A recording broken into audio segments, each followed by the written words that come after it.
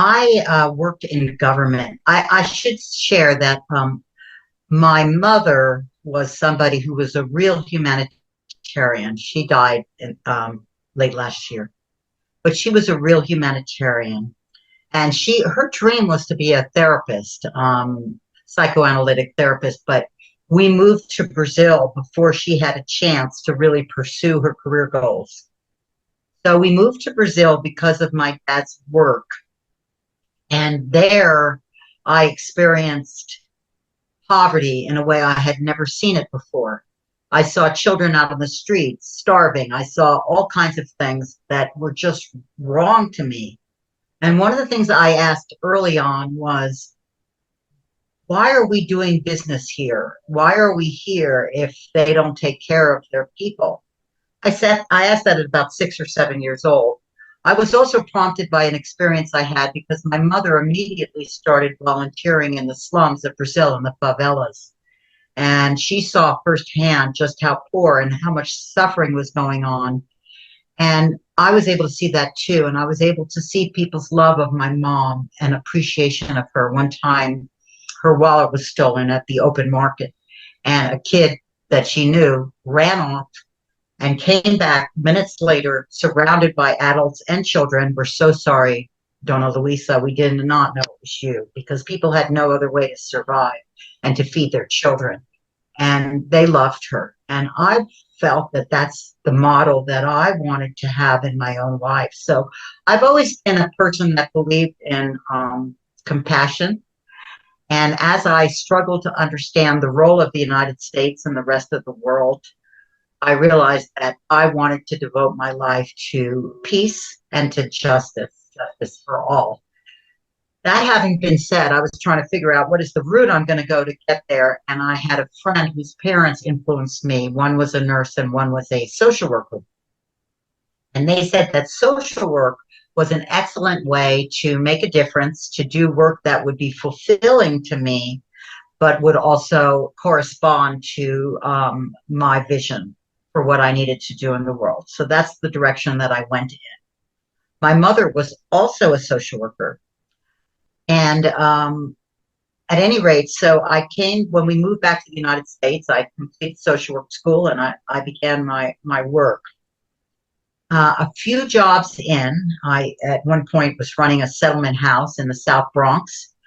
And then I was brought into South Bronx Development Organization, which was created after the Carter administration saw the devastation of the South Bronx and wanted to rebuild. And so they created like a rebuild organization, and I led the social service part of that, in which we brought together all of the different groups across the borough to give them what they needed, resource-wise and connection-wise, to make a difference, created networks, etc.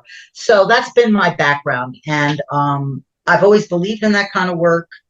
And then in 1990, I went to work, actually in the end of 1989, I left the nonprofit organization that I was leading at the bequest of the Bronx Borough President, Fernando Ferrer, who asked me to come and lead his Health and Human Services unit, because I had been successful in stopping the budget cuts to the borough, because instead of allowing the city and the government to pit one interest group against another, I was able to bring together all of the various interest groups and make a case that we were underfunded as a borough. And so the borough president said, we'd like to have you with us. So I was brought in. I didn't have a lot of friends in that office because it was kind of a machine-driven political thing. We talked a little bit about, corrupt politics. Well, it was absolutely corrupt politics. But I did have one really good friend. She was a little younger than me. Her name was Robin, and she was a policy wonk, if you will. She worked in the policy office and did whatever they asked her to. But she had a history in youth organizing and union organizing. She was a ball of fire. She was wonderful, and she loved me. She was like, Julie, I love you as a person, but I also want to pick your brain. I want to learn from you. I want to learn what you know. And so we spent a lot of time together. We had lunches and whatnot. So at the very beginning of what was called welfare reform in the United States, I call it the end of welfare children. I mean, had a lot of kids from all kinds of needed benefits. But at the very beginning of that movement, there was a meeting of all of the boroughs, if you will, or the counties, because the boroughs were really counties, of the state of New York to talk about how it was going to go down. And the borough president, as well as his legal counsel, his policy person, his press person, and myself were all a part of that meeting. Um, Robin, this policy wonk, was also invited. Well, she asked if she could drive me there. The meeting was in the Capitol, which was about a 4-hour drive, Albany, New York. And she came and picked me up in a government fleet car. And we were driving on our way to this meeting and talking about everything under the sun and getting very, very close. She's just such a dear person. And it started to rain. And it was raining and it was overcast and the sky, you couldn't see much. Well, we were driving at 70 miles an hour in the slow lane at the speed of traffic when suddenly we see a huge truck, an 18-wheel truck, backing up at a diagonal out of the shoulder into our lane, the slow lane. And it was happening very quickly. And if you can imagine being on a major highway where everyone's going, most of the cars are going 80 in the faster lanes, but at least 70 miles an hour, when something's backing up into you, you don't have a lot of time. Well, Robin swerved the car to try to avoid this truck, and the car went out of control, I believe, because of the fact that it had been raining, so it was very slippery, and turned around and hit on her side, the driver's side, smashed up against the truck. Well, I don't remember a lot at this point, but here's what I do remember, Natasha. I remember, I think, screaming, which I feel a little bad about because to the extent that it may have, but I don't think anything could have changed the scenario that happened. And then I don't really remember. I remember loud noise. And then suddenly I found myself in a tunnel. Well, it was a tunnel cave. It was a cave that had moss on it. It had rocks, but there was a dim light coming in from both sides. So it was a tunnel also. It's interesting because a tunneling thing is something very common, as I now know, in people who've had near-death experiences. And there was a presence there with us in the cave with Robin and I. We were both there. And that presence was kind of larger than life, but also ethereal, kind of shadowy, like almost like ghost-like. But it felt like a presence from God, for lack of a better word. Now, I had been an agnostic. I always said, if there is a God, let him, her, it show itself to me. But I didn't believe it was a Judeo-Christian God. It seemed more likely that it was, I think I kind of leaned a little bit towards some of the Eastern religions. That having been said, that, of course, is all irrelevant there. But this presence showed up. It could have been like a presence, like something out of a Jesus playbook, probably. It was potentially a Christian image. I understand now that people see the images based on what has recollection and meaning to them, that the images are less important than what the spirit, the force behind it. But so this presence was sharing with me and my friend, Robin, without words, telepathically. It was sharing with both of us. We could both hear, but we couldn't hear, if you will, each other or each other's thoughts. And it was telling us that we were going to go somewhere very high up and very, very far away. And that it was like very beautiful. We were going to love it there. We're going to be extremely happy. And that nothing in our life experience could possibly prepare us for what we were going to experience. And then he shared that one of us was going to have to come down, that was going to be very, very painful. And one of us was going to have the strength to make that journey. Only one of us was going to have the strength. But I also sensed that maybe Robin also chose not to come back, that she felt ready, that because I also felt we were kind of asked to decide if we want to be that person. Well, I did want to come back. I wanted to live. I had a very strong life force in me. And then immediately I felt terribly guilty. What made me more deserving than my friend? Excuse me. Um, what made me more deserving than my friend? Can you cut for a minute? Yeah. And but that became irrelevant pretty quickly because at that point we suddenly found ourselves. I feel that the tunnel kind of shifted, kind of turned a little bit, and suddenly it was like a suction, like a vacuum cleaner, and we were being suctioned up into the light. And at that point, I didn't have a body anymore. I didn't remember being on Earth. I felt outside of time and space, and all of the pain, didn't have a lot of pain at that point in my life, but I had some pain here and there, was all gone. Everything was part of everything. It was pure presence. I think the closest words that I can find, it's very difficult to find the words for this, but the closest words that I could find would be like the bliss state or nirvana or being in the womb. At any rate, that's where we were. And I say we because everything was part of everything. It was soft light. There was water, like soft, perfectly temperatured water.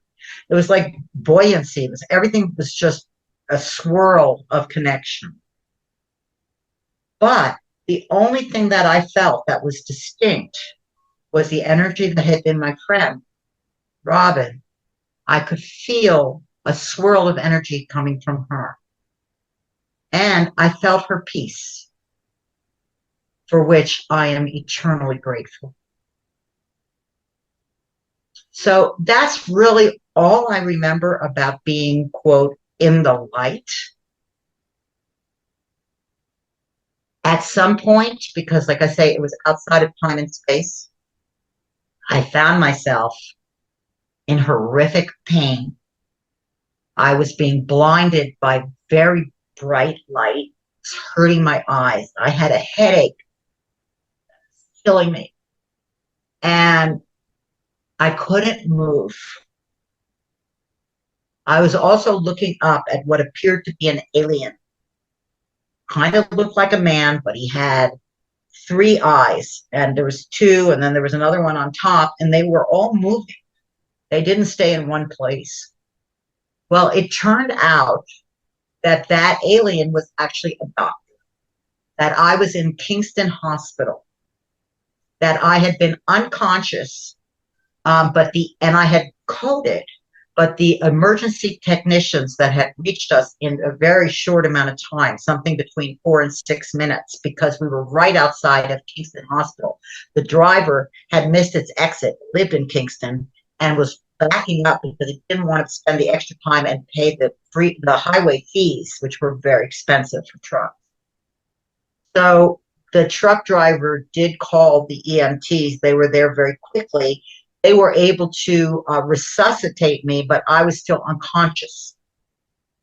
And I remained unconscious with the exception of a minute or two in the hospital where I was able to ask for my mother and boyfriend. And then I went back down because I was also under anesthesia as they were operating on me. And they had to operate on my jaw. I had multiple breaks in my jaw. And they put wire in it, which is why I couldn't talk. I had a cracked hip. I was in traction, which is why I couldn't move. And the fluorescents in the hospital were just killing my eyes. My eyes had been hurt. I had a paralyzed fourth cranial nerve, which I ended up having to get a major, major surgery for at Johns Hopkins Hospital within a year because I couldn't read, I couldn't drive, and I really couldn't function because I did have a lack of stability, not only with the paralyzed nerve. So I struggled to make sense of it all, lying in this hospital room at Kingston Hospital. like what had happened. And the one thing I really felt strongly was that my friend Robin had died. I felt very sure that that had happened because I did remember that experience that I had in the light to some extent. But nobody would tell me where Robin was, you know. Apparently, I was still in serious condition, and they felt that it would upset me too much. So they would say things like, well, we really don't know, but we'll look into it. Or I don't know, maybe she's in another hospital or, you know, whatever it was. And I knew they were not telling me the truth. And I was devastated. I just needed to connect the dots. I needed to make sense of the experience that I had had. But I didn't have anyone I felt that I could talk to. But then two things happened. One is that I got a phone call from my mother's younger cousin who had had a near death experience like 17 years before. And she basically said, honey, where have you been? I want you to talk to your cousin Carla. And I'm not talking about this. Oh my gosh, wired. But I did manage at that point to communicate. And I shared, first I started telling her about the hospital. She said, no, no, honey, I want to know what happened after you got hit by the truck and before you were in the hospital. And remember, I understand. And so I did. I told her everything.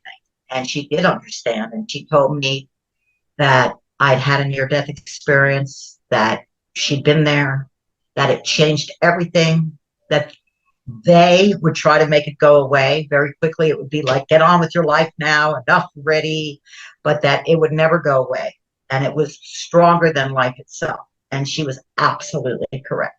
She's since died, but she would not have been more correct. And she also ended up linking me with IANS, the International Association of Near-Death Studies, where I ended up starting a support group so I could help and understanding from people who had been through like experiences and et cetera. And I also am a speaker there because I do feel part of my mission is to help other people through.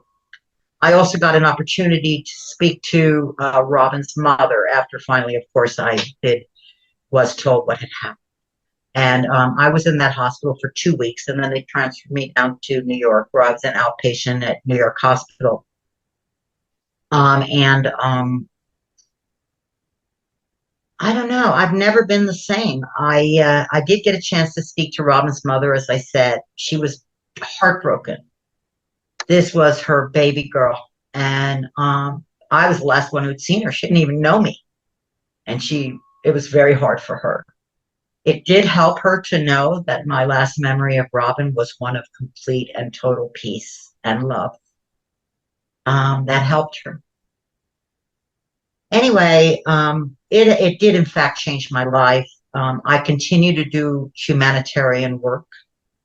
I continue to believe that we're all in this together and that love and compassion are the only answers. I believe I have less ego than I had at the time that I was working for, Director of Health and Human Services for the Bronx Borough President, running nonprofit organizations where I did start thinking I was quite important, and as a representative of the Borough President, even more so. And I felt very, incensed if anybody didn't give me the time of day. None of that really mattered after that. What became much more important was human connection, feeling other people, feeling into their pain, helping where I could.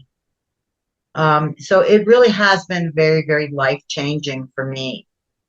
Another thing that happened post-accident and near-death experience is I started getting very sensitive to electricity, particularly wireless electricity. Remember, this happened in 1990. That was before, it was just at the very beginning. I remember using an Apple Macintosh computer in my first job after the borough president's office in the South Bronx Development Organization. And I think it was like the first computer that was available to the public. So it was really early on, and everything was wired at that time with Ethernet cords. But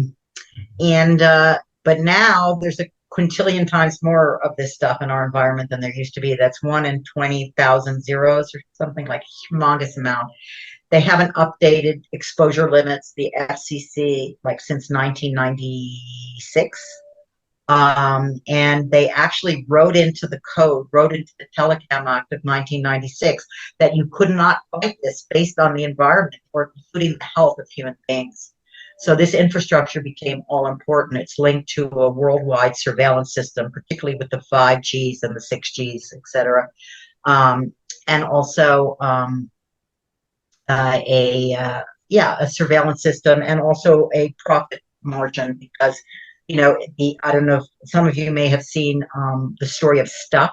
It's a really good film if you haven't seen it. The story of Stuff, because it's really about how 5G and all of these large, these higher data generations of cell phones and the infrastructure that support them are um, are all based on connecting data. So more and more data points on you. You know how they say that, people are collecting your data. Snowden talked a lot about that. Well, he was completely right.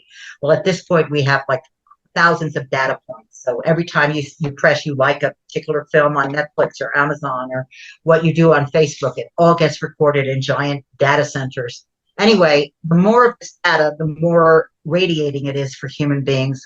We've won lawsuits. I've gotten active in this. I started a group called 5G Free California. I'm part of a national movement of people who've been harmed by this infrastructure. It's the new tobacco. The government is very busy minimizing the harm and making us look like, quote, tinfoil hats. But in fact, there are thousands of peer-reviewed scientific studies that show harm. Shawarma, like an ear cancer. Of course, we know brain cancers, but again, the industry, like they learned from tobacco not to allow any of these cases to get to the point of discovery where they have to produce the evidence of harm because they know the evidence is there. And they even tell their shareholders, let's make money now before we start having, the lawsuits around harm when that's going to affect our profit margin. So our health is being sacrificed for profit from these large corporations and for this massive surveillance machine. I have to wonder, how did we become the enemy? Anyway, that's a little bit about me. It's not unusual for people who've had near-death experiences to experience light sensitivities. Sometimes I'll be walking down a street with street lights, and the street lights will go out on me, things like that. But either way, I've had to move away. I've had to move into the woods where there aren't cell towers, and there are fewer places left on Earth where there aren't. They're trying to completely cover the Earth. And this radiation, microwave pulse radiation, is also harmful to animals. It is contributing to the loss of our bees. It is contributing to the loss of our birds.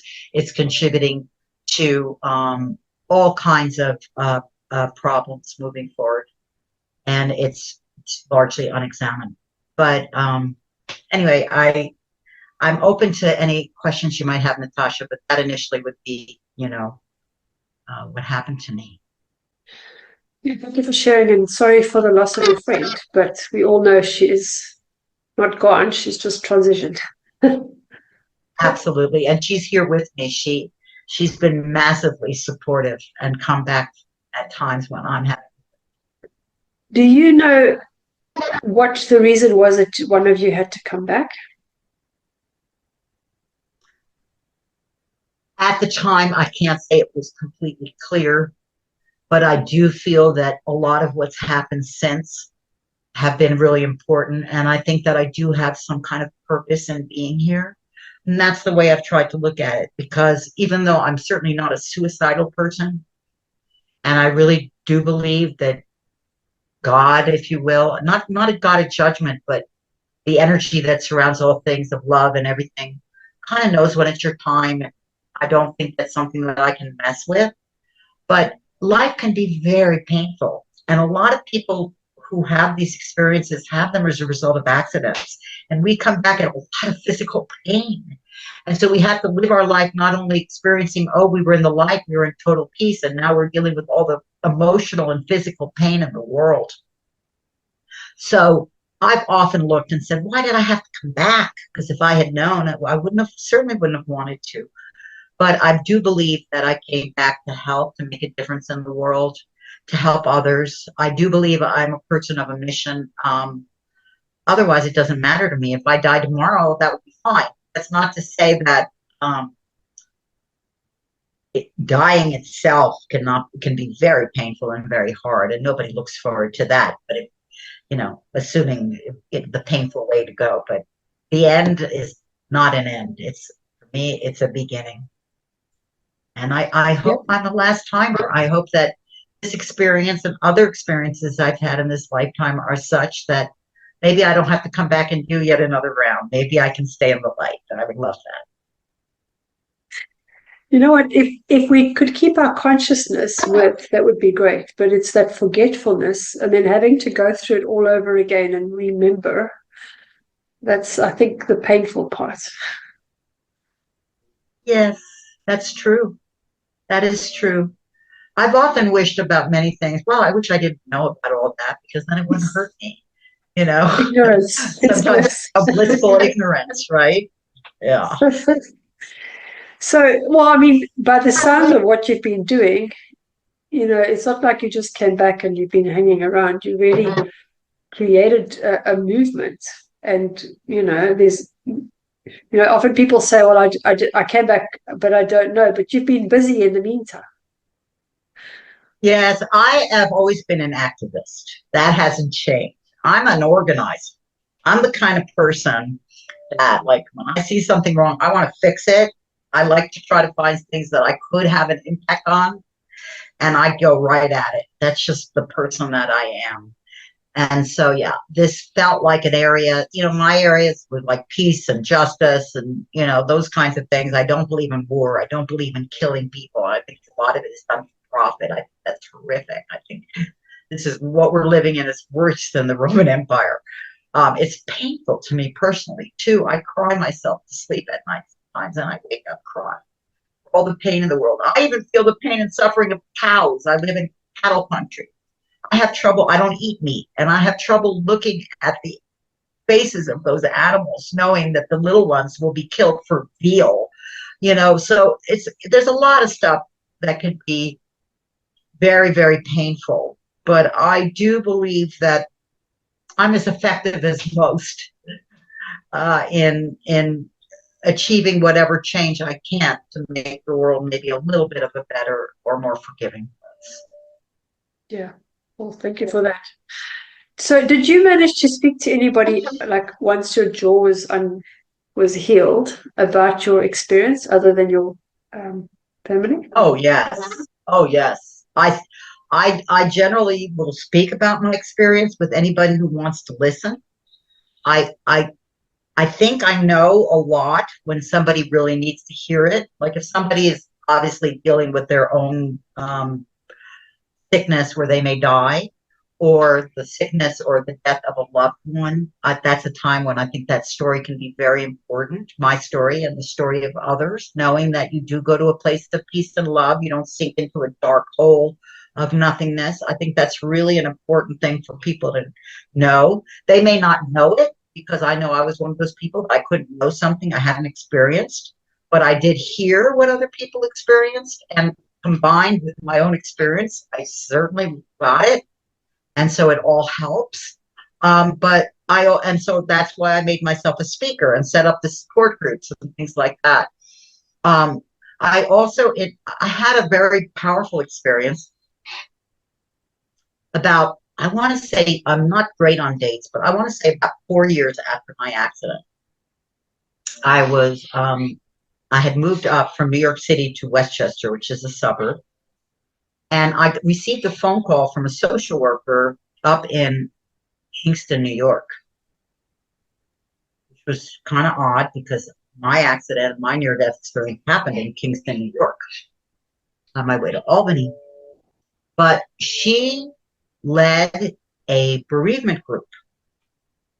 And she said she was hoping to get somebody who had had a near-death experience to come up and speak to their group. And she thought it would be difficult because New York City was, some 2 hours away. But then she saw I was living in Westchester and she thought that's a little closer. Maybe it's possible. So I told her, of course, I would come up. And I came up to that meeting was kind of hard driving up to Kingston again on that same road. But I came, and I hadn't asked a lot of questions in going. I just usually just accept, okay, they want me to come up, I'll come up. And I had a plan that I was going to talk a little bit about the history of near-death experiences, dating back from the Egyptians, the Tibetan Book of the Dead, all of this stuff. They would take pharaohs and put them underneath the dirt, and if they lived through the night, then they figured they'd had a near-death experience and that they were enlightened. And if not, then they were not meant to be pharaoh, things like that. So there's a really rich history with this stuff that really predates our Judeo-Christian belief system. But anyway, and then I would talk about my experience. But when I got there, it was at a church. It covered a 3-county area, and it were people that had lost their children. Well, I was very humbled, to say the least. I'm like, oh my God, I hadn't had any children, but I could think of no greater loss than losing a child. And I was like, what could I possibly say or do that could make a difference for these people? And so I just shifted, and something told me there were like 50 people there. And so I said, hey, this is how it's going to start, but wow, how hard that must be, losing your kids.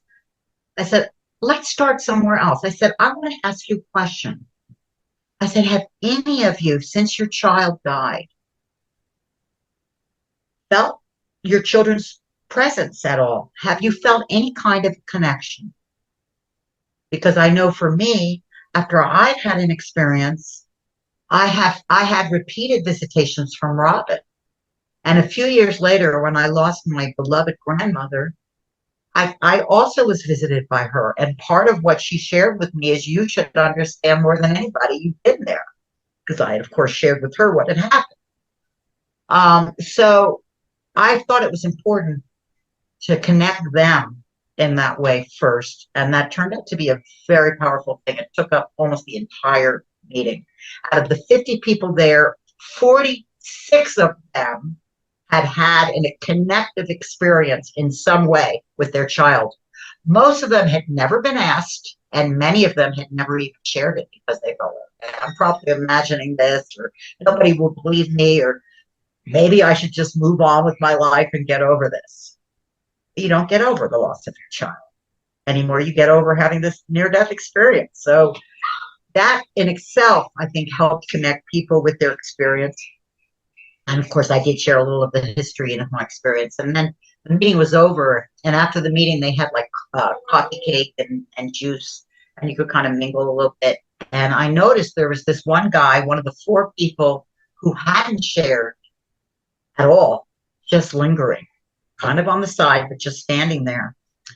So something told me to go over to him, and I went over to him. And I said, is there anything you want to talk about with me? And he said, no, I'm sure it was nothing. I'm like, well, what was it? And so he starts telling me that he and his wife were living in this home, and 3 years before, and their daughter was out bicycle riding in the street when a car came and hit her and killed her instantly. He said that was the end of their marriage. Ended very soon afterwards, which I understand that is often will break up a marriage, just the guilt and the blame and all of the things around losing a child is very hard. But in this instance, they did separate soon afterwards, but they stayed involved, and she kept the house. And he came about 3 years later. He was doing some work on a second floor window when suddenly he felt like a brush almost against him. And it was the edge of a wing of a goose that were part of a triathlon of geese that were heading toward a rainbow that was encircling the sun. Now, he said, this is significant for a lot of reasons. He said, the first is, if you knew my daughter, you would know she loved rainbows and wild geese. That was her trademark. Every picture she made had rainbows, had geese. And He knew, he felt when this happened, there's no way this is not my daughter speaking to me. And he started to cry. He cried. And he went down off of the ladder and he told his ex-wife, and she said, he's gone. Get over it. Get on with your life. And he said, ever since then, he's been trying to shut it down, just trying to shut it down. So, of course, my message to him and my message to anybody who this rings any kind of bells with is get out there, get into the woods, meditate. If you don't know how to meditate, just find some stillness, some balance outside of your monkey brain of the thoughts that come and go, and just let yourself be. And if at any time you feel anything that feels like your loved one that you lost, believe it, hear it, connect with it, give it time, give it space, and it may, in fact, start happening more. Now, I need to learn this lesson myself all over again because I haven't felt my mom since she died on December 29th, and we were very close, and I didn't have a chance to say goodbye to her. But certainly I do know she's at peace, and my need is much more for me than it is for her. So that is, and it might take a year or two, is what I've been, but that would be my other, the other.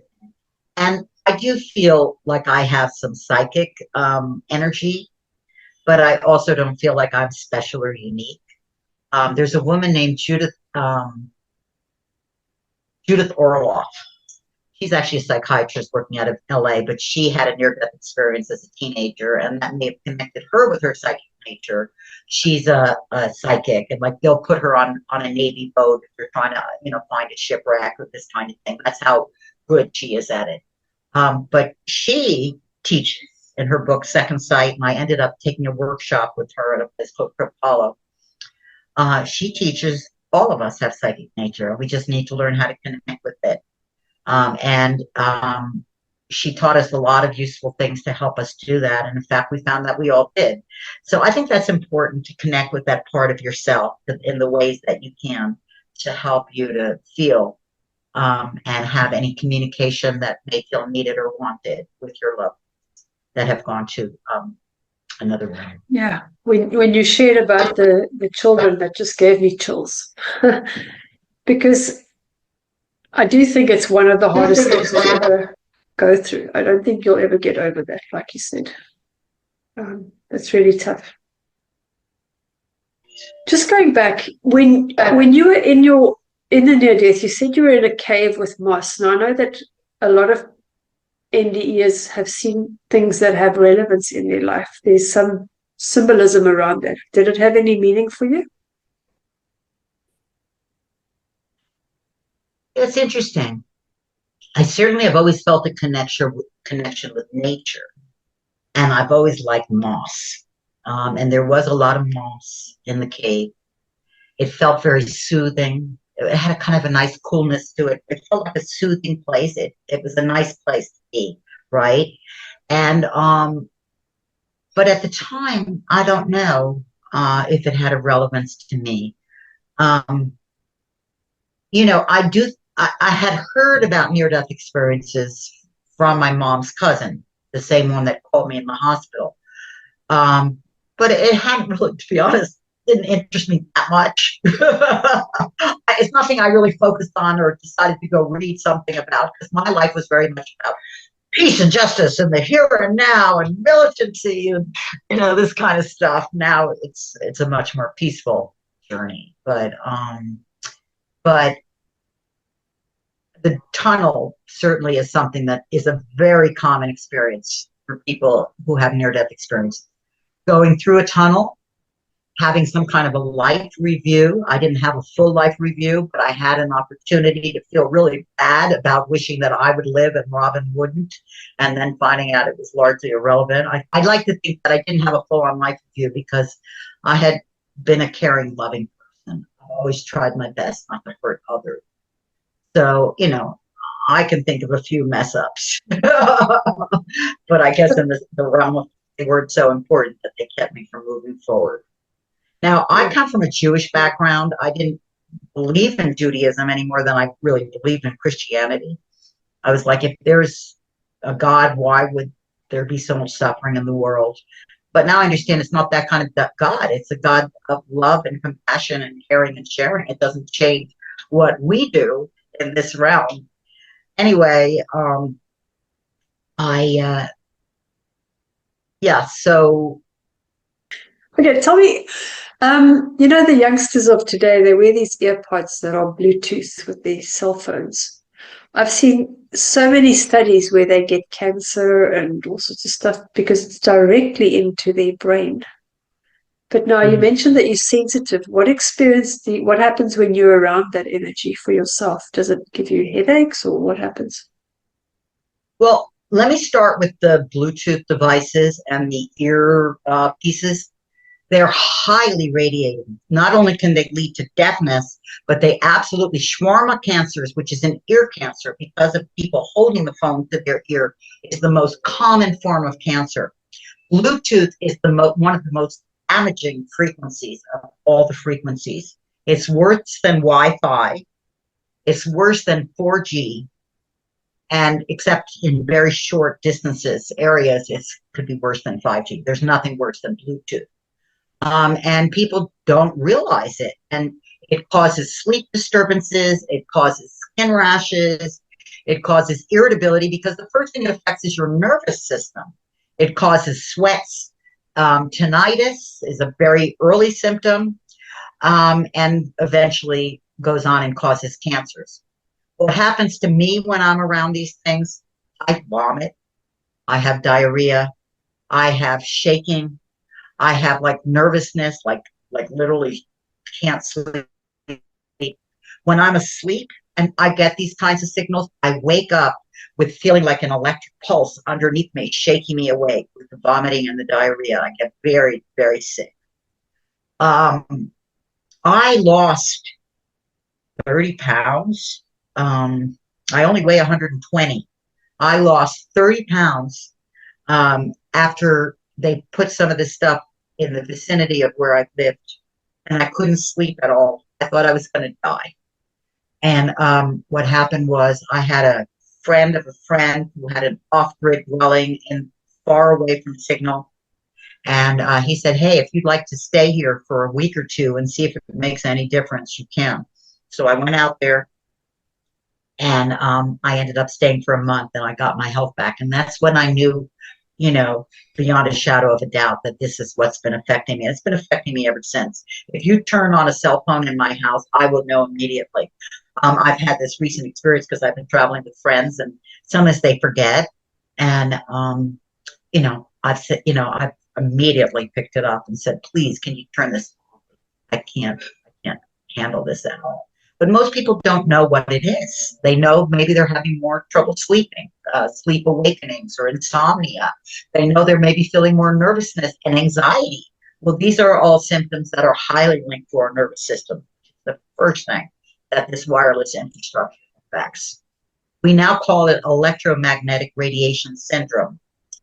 The group in the United States that's paying the most attention to this is a nonprofit called Children's Health Defense.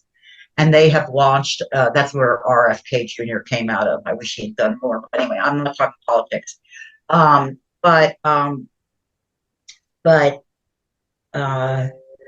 they have launched an initiative which I have been funding. I don't have a lot of money, but whatever money I have, I like to give to what I believe in.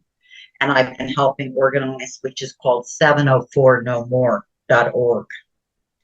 And that is about the Section 704 of the Telecommunications Act, which includes fighting any of this infrastructure based on health or the environment. And that is unconstitutional and very harmful to all of us. So we're looking to defeat this. We're launching a constitutional battle, if you will. I spend a lot of time working on it. Yeah, that sounds like a very worthwhile initiative.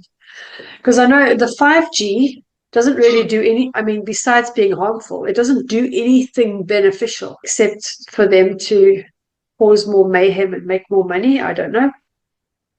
Well, it's faster for them. They get your data faster, and it connects your smart refrigerator with your smart TV, with your smart oven, with all of your smart things. So they're all pulsing using microwave chips microwave pulse radiation constantly, and then with that, getting all of your data and pulsing it all the way to the bank, I like to say, but to the utility company and to the profits and to their marketings. So it does cause it is faster in short distances. It's a short wavelength. It's designed to cover very short distances, but cover them more. And so it works 500 to 1,000 feet in most circumstances, and things like trees will get in the way of it working. But their design is to have it everywhere in the world. So that's why they're putting out, not to mention, by the way, all the lithium, all the minerals, all of the metals, all of the pollution from all of these things and the extraction of these things that's taking place to create this grid of every 500 to 1,000 feet across the globe. I have my own personal theory, but maybe you also heard it. With all this spraying of the crops and spraying the air, they found metals in it. Geoengineering of the chemtrails. Yeah, and there was graphene oxide found in certain things that they did to us. Do you think that those radio waves are able to give signals to the brain to kind of cause you to, like almost brainwash you? Like when they give you hypnosis and they tell you the same thing over and over again, that you start believing it, that it's not even really your truth. But if the population's going along and they're not waking up and not hearing, do you think it's possible that those radio waves are actually sending signals to people that have been affected by all these metals? Yeah. I think, first of all, I think it's possible. Secondly, they use radio frequencies to create those so-called clouds. Okay, they see the clouds and then they use radio frequencies to direct it so that it looks like real clouds. And also, so they're using radio frequencies a lot in that configuration. All right. I know there are people who've talked about these in vaccines and MMR vaccines and things like that do that. And the short answer is it's nothing I have enough experience with to tell you definitively yes or no. But what I do know is that the chromium, the aluminum, and the strontium, and other horrific metals and toxins that are in those, quote, chemtrails that they're spraying, most of them out of what seem to be, at this point, drones, like, people-less small planes, are absolutely dumb you down. They numb you. They affect your ability to function. When there's a lot of chemtrailing that's going on, it's harder to think. It's harder to function at all. So whether it's the RF in that or whether it's the actual toxins in it, either way, it is certainly dumbing us down. I also think that, things like monopolization of our media and eliminating anything that doesn't agree with the official line, these campaigns that are launched by these companies that are making massive profits or eliminating their toxins through our air, they benefit from dumbing down our population, and I do think we are being dumbed down significantly. It scares me because I believe that the only way that we can defeat this, whether we call it globalization, corporatization of the world, that without regard to human or nature, health, is something that the only way that will ever change is if the people wake up and rise up.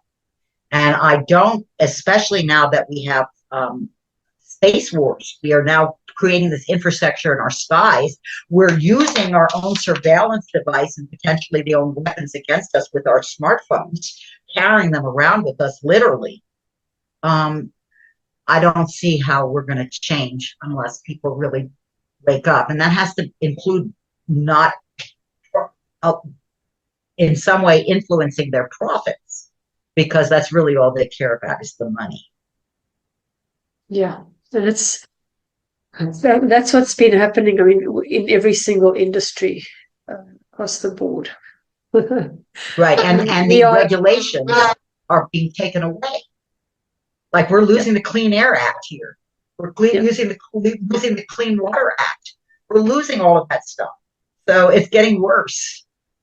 Well, I mean, when when lockdown happened, we still had we believed we had some sort of autonomy.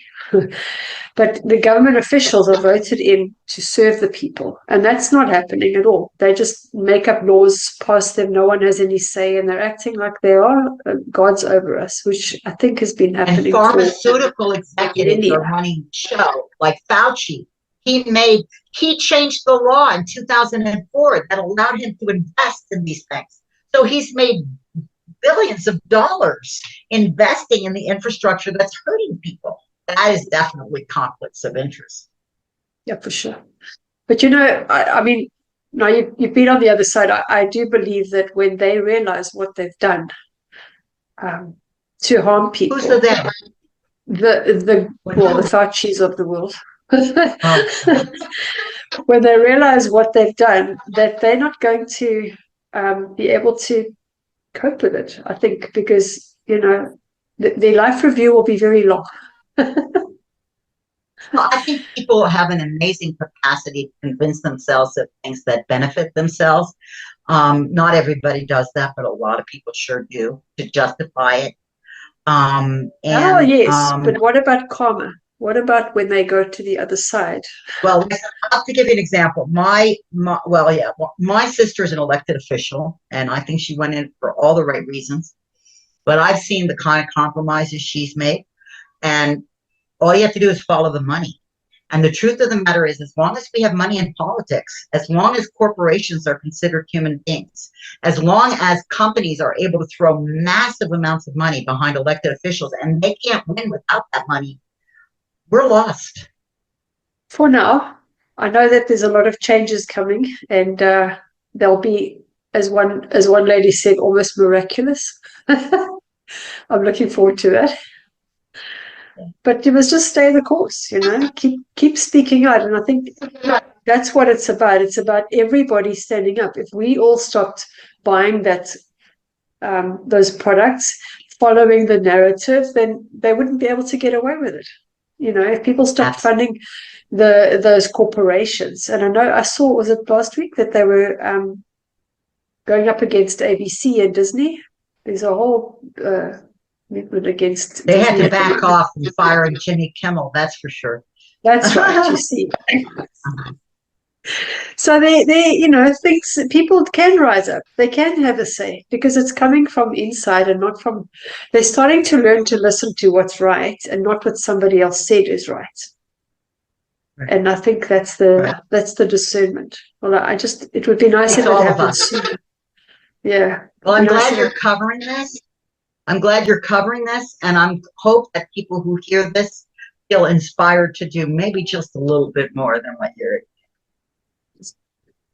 Well, we've all got our job, I think. We've all got our task cut out for us. And the thing is about speaking out and actually following through. Because, my favorite saying is evil flourishes when good men do nothing. We'll always have evil, but if you don't stand up against it, it's just going to grow like a weed and just take over your garden. And then it's a lot harder to cut it back. And that's what's happened. They've infiltrated, that darkness has infiltrated every system. And because people have for so long said, oh, it's fine, they didn't really mean it, it's not really like that, they've just been gone unhindered. And that's why we are where we are. Yep. I agree completely. Yeah. Anyway, that was amazing. Well, I'm glad you had a fantastic experience on the other side and that you met this God presence. It's something that I think everybody is looking forward to. And and look, I think coming back to Earth is tough. Just living here daily and getting through it all, and just the physicalness of it is difficult. But that's part of our journey, I guess. Indeed it is. Yeah. Well, okay. Thank you, Julie. That was great. Is there a way that people can connect with you if they want to reach out? Yes. I'll give you my email address. Feel free to include a phone number and whatever time zone you may be in. But I always do get back to people. I do make that commitment to everyone. It's Julie, Julie, Magic, Magic, 2010, 2010 at gmail.com. And that magic is not my magic, it's the magic of the woods, the magic of nature. Oh, lovely. I'll post the links below. And then just before we go, do you have a message for our viewers? If you're afraid of death, I understand. But remember, there is a light at the end of the tunnel. And let's do what we can to build a better world here. And remember that nature is a healer like none other. Thank you for listening. Thank you. Thank you so much. Thank you very much, Natasha. Beautiful, Yeah. beautiful day. I appreciate what you're doing.